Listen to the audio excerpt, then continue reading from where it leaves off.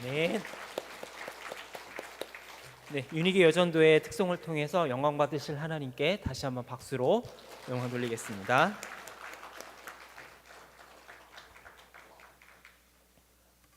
여러분들은 천사 하면 어떠한 이미지가 먼저 떠오르십니까? 우리가 흔히 생각하는 천사의 이미지는 대부분 순백의 드레스를 입은 우리와 똑같은 사람, 아니면 아주 아름다운 여인이 날개를 달린 이미지라든가, 아니면 이런 천진난만한 아기의 모습을 한 아기 천사의 모습이 아마 대부분이지 않을까 싶습니다. 이러한 천사의 이미지는 언제 비롯되었느냐? 바로 르네상스 이후에 나타난 이미지라고 하는데요. 그리스 로마 신화에 나오는 어떤 인간의 본연의 어떤 이상적인 모습과 천사라고 하는 어떤 영적인 존재가 접목이 되면서 이러한 천사의 모습이 유행을 하게 되었다라고 합니다. 그런데 우리가 막상 성경을 읽다가 보면은 천사를 마주했던 많은 사람들에게 천사가 제일 먼저 건넨 말이 뭐냐? 두려워하지 말라라는 말이었습니다. 자, 우리가 생각하는 천사의 이미지를 보면 천사를 만났을 때 두려워하지 말라라는 말이 잘 매치가 되지 않는 것 같습니다. 순백의 젊은 여성이라든가 날개 달린 아기의 모습을 보고 두려워할 사람은 그렇게 많지 않기 때문일 것입니다. 아니, 저렇게 아름다운 젊은 여성의 천사의 모습을 만나는데 왜 두려워할까라는 모습이 우리의 마음속에 들어야 될 질문이 아닐까 싶습니다.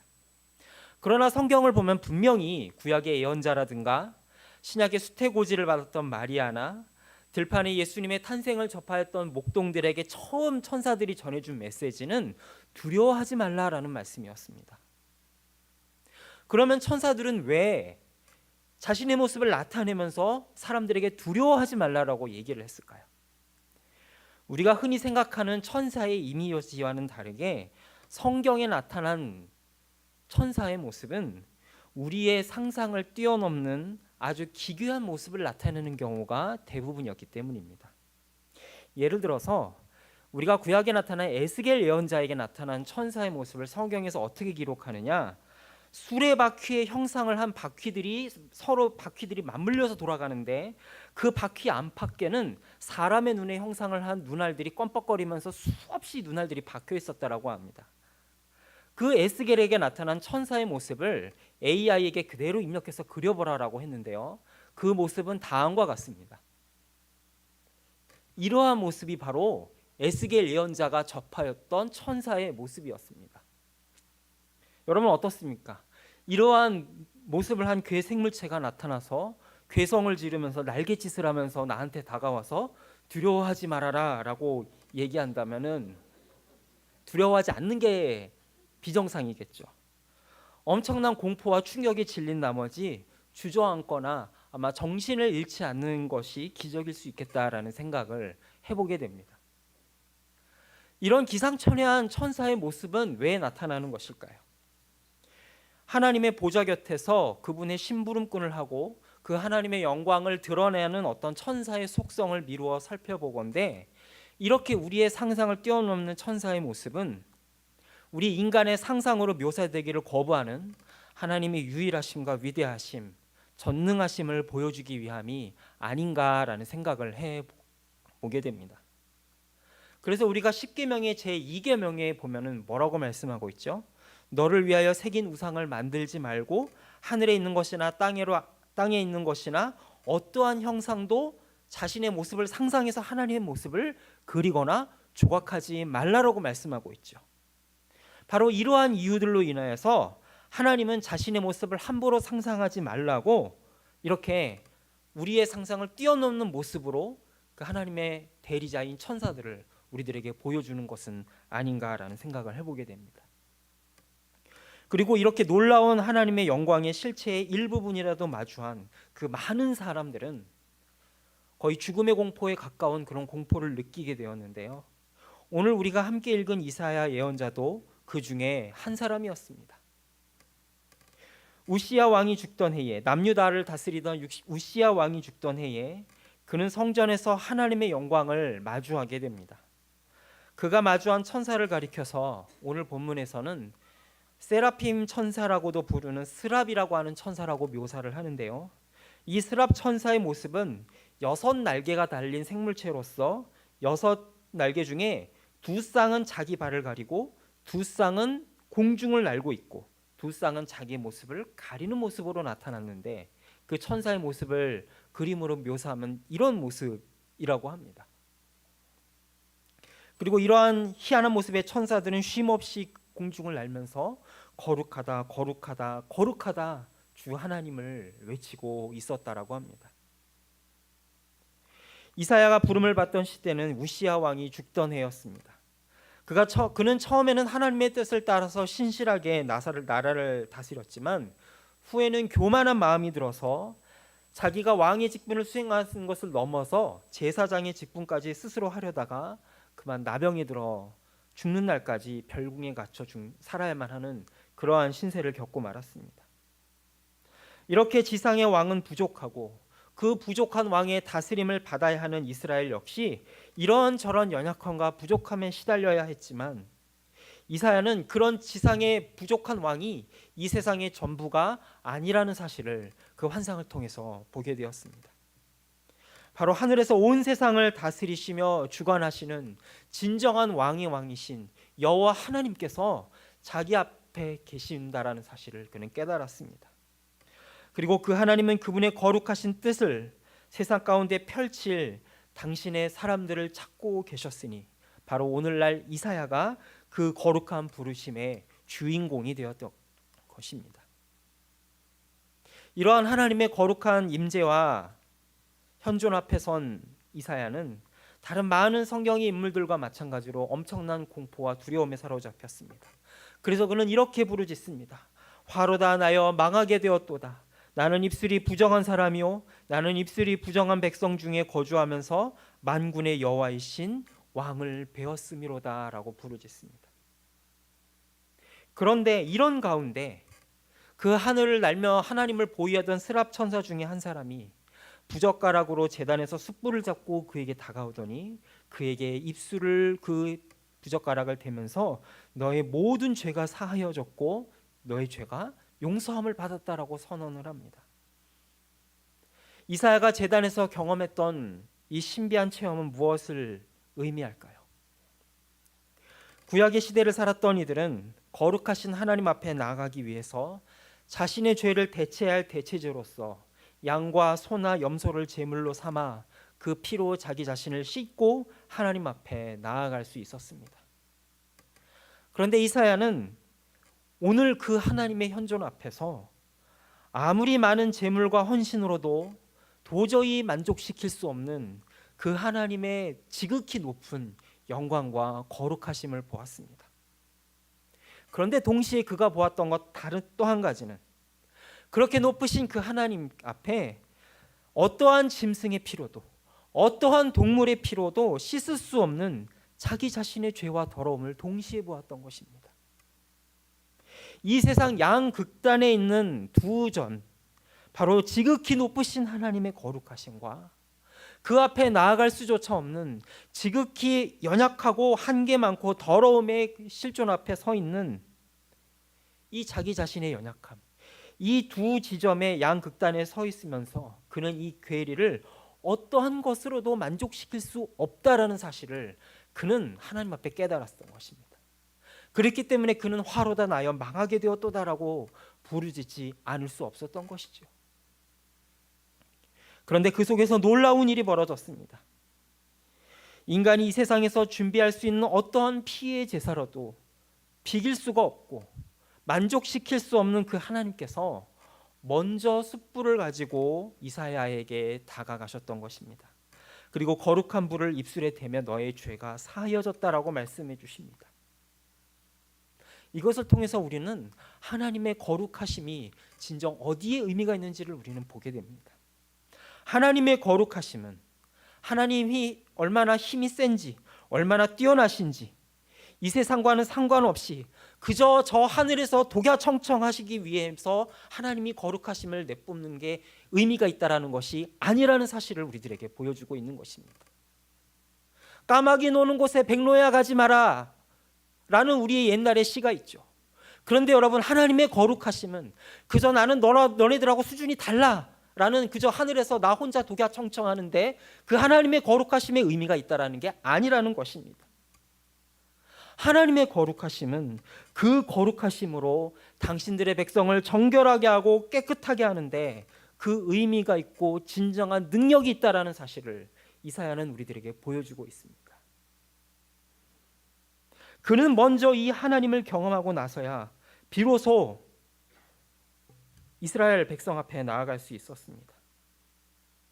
그러한 측면에서 그를 향한 하나님의 부르심은 어떤 공적인 예언자로서의 부르심 이전에 이사야 한 사람을 향한 하나님의 개인적인 부르심이기도 했다라는 사실을 우리는 알아야 될 것입니다.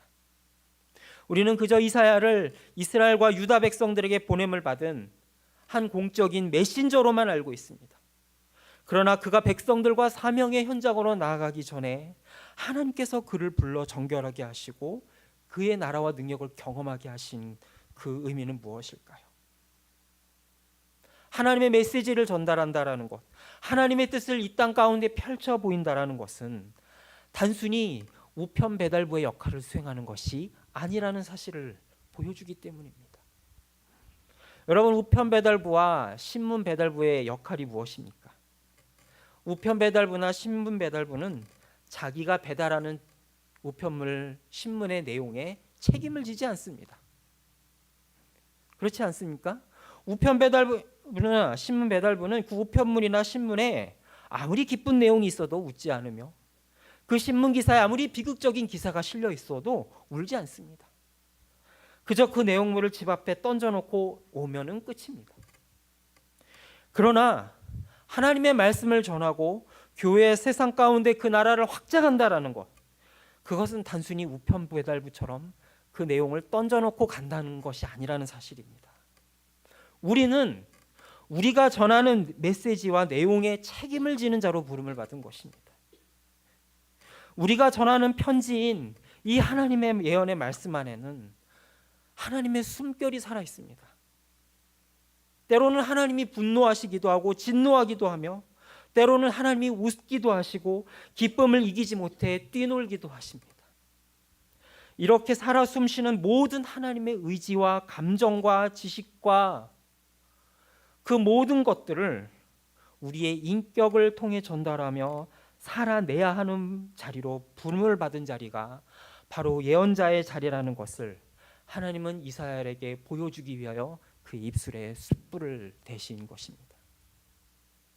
그래서 구약의 예언자들을 보면은 참으로 다양한 방편과 삶의 모습을 통하여 그 어려운 삶의 하나님의 메시지를 전달하는 자리로 부름을 받았음을 보게 됩니다. 앞서 소개한 이사야 에스겔 예언자는 자신의 아내가 죽었는데도 하나님으로부터 울지 말라라는 경고를 받았습니다. 왜일까요? 이스라엘의 멸망과 유다의 멸망이 자기 아내의 죽음보다도 훨씬 더 막중하다라는 것을 보여주기 위해 그는 자신의 아내가 죽었음에도 불구하고 절대로 통곡하거나 슬픈 기색을 내지 말라고 엄명을 받아야만 하는 자리로 서야만 했던 것입니다. 호세아는 어떻습니까? 음란한 여인을 아내로 삼으라는 기가 막힌 하나님의 명령을 수행해야만 했습니다. 왜 이래야만 했을까요? 하나님의 뜻과 눈물과 기쁨과 의지를 그의 삶을 통하여서 증거하게 해야만 했기 때문입니다. 그래서 하나님은 메시지를 전하기 이전에 메신저를 준비시키십니다. 우리는 성경의 수많은 장면 속에서 이런 모습을 보게 되죠. 아브라함을 믿음으로의 조상으로 세우기 이전에 그를 수많은 세월 가운데 고독과 인내의 훈련을 거치게 하십니다. 모세는 어떻습니까? 출애굽의 지도자로 세워지기 이전에 광야 40년의 시간을 통하여 준비시키십니다. 예수님은 어떻게 하셨습니까? 로마 제국을 하나님의 나라로 바꾸시기 위해서 3년의 공생의 시간 대부분을 12제자를 훈련시키는데 사용하셨습니다. 왜 이렇게 하나님은 비생산적인 방법을 통하여 오랜 세월을 끄시는 걸까요? 하나님께서는 당신의 종들을 부르실 때에 당신의 종들을 그저 하나님의 일을 이루는 써먹는 도구로 부르시는 것이 아니기 때문입니다. 다시 말해서 하나님을 당신의 종들을 속된 말로 써먹고 버리는 용도로 사용하기 위해 부르신 것이 절대 아니기 때문이라는 사실입니다. 하나님은 얼마든지 돌들을 통해서도 이스라엘 자손을 만드실 수 있습니다. 그러나 하나님은 아브라함을 사랑하셨기 때문에, 아브라함을 목적으로 하셨기 때문에 그를 통하여 긴 시간을 기다리고 준비시키셨던 것이죠. 하나님은 얼마든지 손가락 하나만으로도 까딱해서 애굽을 무너뜨리고 이스라엘 백성들을 애굽에서 가나안으로 순간 이동시킬 수 있었습니다. 마치 우리 젊은 아이들이 컴퓨터 게임 그냥 클릭하는 거 하나하나, 동작 하나만으로도 수많은 작업을 할 수 있는 것처럼 애굽에 있는 이스라엘 백성들을 순식간에 클릭해서 바로 가나안에 이동시킬 수 있는 능력이 있으셨습니다. 그런데 왜 모세를 기다리시면서 80년을 기다리셨던 걸까요? 그거는 하나님의 백성을 이루기를 위한 목적 이전에 모세를 향한 하나님의 계획이 있었기 때문입니다. 이렇게 수많은 사건 속에 나온 하나님의 본심이 보이십니까? 하나님의 본심은 일을 성공시키는 데 있는 것이 아니라는 것을 우리는 보게 됩니다. 하나님의 본심은 어떤 일을 성공시키는 데 있는 것이 아니라 하나님의 마음을 나누고 하나님의 편을 들어드리며 하나님과 이야기할 수 있는 동역자와 파트너를 하나님은 원하셨던 것입니다. 하나님은 얼마든지 일을 이루고자 하시면 못 이루실 것이 무엇이 있겠습니까? 말씀 하나로도 세상을 이루실 수 있는 하나님이 무언들 못하시겠습니까? 그런데 왜 그런 지난한 시간을 거치고 왜 그런 방법을 쓰셨을까요? 그것은 일을 이루는데 하나님의 포커싱이 있는 것이 아니라 하나님과 마음을 나눌 수 있는 동역자를 기다리고 찾고 훈련시키기 위해서였던 것입니다. 그리고 그 역사의 현장에 이사야가 부름을 받았던 것이죠. 이렇게 하나님에 의해서 다듬어진 이사야에게 하나님께서는 자신의 본내와 속마음을 드디어 이사야에게 털어놓는 장면이 이사야 6장 8절에 나옵니다. 함께 이사야 6장 8절의 말씀을 읽겠습니다. 내가 또 주의 목소리를 들으니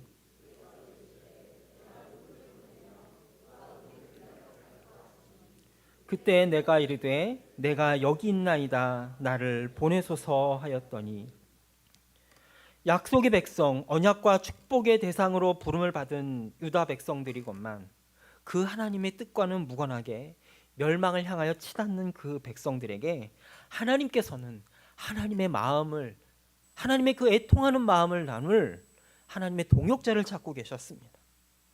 그리고 부르심에 응답하여서 이사야는 내가 여기 있나이다 나를 보내소서라고 그 하나님의 부르심에 응답하게 됩니다. 사회가 개인화 파편화되면서 우리는 간섭 안 받고 그래서 나 혼자 조용히 신앙생활하는 것을 즐기는 세상 속에 살아가고 있습니다. 그러나 여러분, 성경 어디에도 나 혼자 조용히 사는 신앙생활이란 존재하지 않는다라는 것을 우리는 알아야 될 것입니다. 만일 나 혼자 즐겁게 예수님 믿고 어떤 방해도 받지 아니하고 그저 그렇게 사는 것이 마냥 즐겁고 아무 일만 없다고 한다면 그 신앙이 정말로 거듭난 신앙이 맞는지, 내가 정말 물과 성령으로 거듭난 것이 맞는지를 우리는 심각하게 돌아보지 않으면 안 될 것입니다. 한 개인의 영적인 거듭남과 부르심은 결코 한 사람의 거듭남에 그치지 않기 때문입니다. 한 사람의 거듭남은 반드시 그가 속한 공동체로 그 말씀을 전하고 구현하라고 하는 바로 선교의 사명으로 이어지기 때문입니다. 안타깝게도 이사야가 받은 소명은 그리 달가운 소명이 아니었습니다. 그가 아무리 하나님께 돌아오라고 외쳐도 백성들은 그의 메시지를 거부할 것입니다. 그리고 마침내 오늘 말씀 11절과 13절에 걸쳐 기록된 것처럼 종래는 바벨론의 느부갓네살 왕에 의해서 그들은 멸망당할 운명에 처하게 될 것입니다. 이 세상 어느 누가 자기의 사역하는 대상이 열매를 맺지 못할 것이다라고 하는 그 부르심에 흔쾌히 나서겠습니까? 그러나 이사야는 그 부르심에 응답하였습니다. 비록 바벨론 포로라고 하는 비극적인 사건이 벌어지겠지만 그 포로들, 바로 이 땅에 남은 마지막 그루터기와 같은 자들을 통하여서 하나님 나라의 새 순을 돋게 할 것이라고 하는 그 소망의 약속을 함께 그는 받았기 때문입니다. 그리고 그 복된 약속의 성취의 열매요 증거자로서 오늘 우리는 이 자리에 함께 앉아 있습니다. 이러한 복된 시대를 베풀어 주신 우리에게 주님은 똑같이 우리를 찾아오셔서 하나님의 본심을 나누기 원하시고 그와 함께 마음을 나눌 동역자를 찾고 계십니다. 누가 우리를 위하여 갈 거라고 하는 이 하나님의 간절하고 애통한 부르심 앞에 주님 내가 여기 있사오니 나를 보내소서라고 응답하며 나아가는 우리 모두가 될 수 있기를 간절히 소망합니다. 이사야가 받은 그런 사명을 우리가 나눌 때 혹자는 그런 사명은 특수한 사역의 현장으로 부름받은 일부 사람들에게만 주어진 사명이 아니냐라고 물으시는 분들이 있을지 모르겠습니다. 그러나 오늘의 말씀, 내가 누구를 보내며 누가 우리를 위하여 갈꼬라고 하는 그 부르심은 직분에 상관이 없이 그 말씀을 듣는 것 자체만으로도 그 말씀에 순종으로 응답해야 되는 책임 있는 자리로 우리가 부르심을 받았다라는 사실을 잊지 말기를 소망합니다. 이사야가 가는 사명의 현장만 눈물의 사명의 현장이었을까요? 오늘 우리가 살아가야 되는 삶의 현장도 눈물과 수고로 씨를 뿌리고 가꾸지만 엉겅퀴와 잡초를 거두어야만 하는 그런 눈물의 현장 아니겠습니까? 그러나 우리는 이렇게 매일 눈뜨고 일어나서 그 수고로운 현장에 또 무거운 발걸음을 옮겨야 하는 그곳으로 주님은 우리를 보내고 계십니다. 죄와 사망으로 가득한 이 땅을 바라보시면서 하나님의 눈물을 함께 나눌 동역자를 찾고 계시기 때문이죠. 우리는 열매 없이 수고롭게 매일 반복되는 그 삶의 현장을 통하여 죄와 사망으로 죽어갈 수밖에 없는 그 세상을 바라보는 하나님의 안타까운 눈물에 동참하는 삶을 살아가고 있다는 사실을 잊지 마시기 바랍니다. 그러나 그 수고가 헛되지 않을 것은 이 모든 것이 마치고 새 예루살렘이 이 땅 가운데 임하는 그 영광스러운 그날, 주님은 마침내 놀라운 생명의 면류관으로 우리에게 씌워주실 것을 믿음으로 바라보기 때문입니다. 폐허와 같이 이 땅에 남은 소수의 그루터기를 통하여 하나님은 놀라운 하나님의 열매를 기어이 맺고 말 것입니다. 이 약속의 말씀을 믿고 오늘도 주의 부르심에 응답하여 그 마음을 헤아리고 그 마음에 동참하는 우리 유니게 여전도회와 우리 모두가 될 수 있기를 간절히 소망합니다. 기도하겠습니다. 좋으신 아버지 하나님, 죄와 사망으로 얼룩진 이 땅 가운데 하나님의 마음을 나누고 비전을 품을 당신의 동역자를 부르시는 그 음성을 듣기를 소망합니다. 이 부르심에 합당하게 우리를 빚어가시며 함께하기 원하시는 그 주의 음성 가운데 순종으로 응답하는 유니게 여전도회와 우리 모두가 되게 하여 주옵소서. 그리하여 이 땅 가운데 다시금 하나님의 나라를 확장하는 하나님 나라의 동역자로 살아갈 수 있는 기쁨을 누리게 하여 주옵소서. 예수님의 이름으로 기도합니다. 아멘.